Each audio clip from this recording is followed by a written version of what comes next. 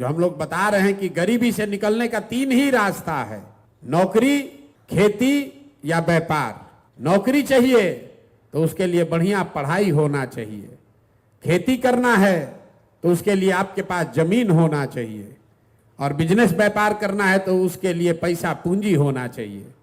बिहार के बच्चों के पास पढ़ने का उपाय ही नहीं है। यहाँ पर 60% लोगों के पास एक धूर जमीन ही नहीं है, और पूंजी की बात ही मत कीजिए।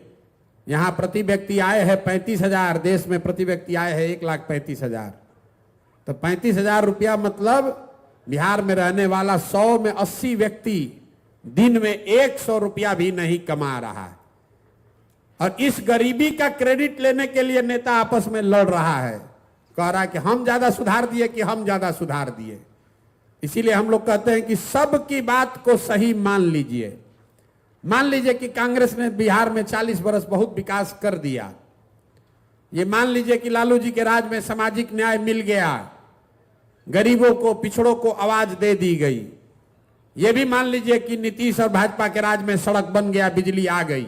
अगर ये तीनों लोगों के बात को सही मान भी लिया जाए तो भी कोई दुनिया में इस बात से इनकार नहीं कर सकता है कि देश का सबसे गरीब, सबसे पिछड़ा, सबसे ज्यादा अशिक्षित, सबसे ज्यादा बेरोजगारी वाला राज्य बिहार ही है। काहे बहस कर रहे हैं कि लालू ज्यादा खराब कि नीतीश ज्यादा खराब, कांग्रेस ज्यादा खराब कि मोदी ज्यादा खराब?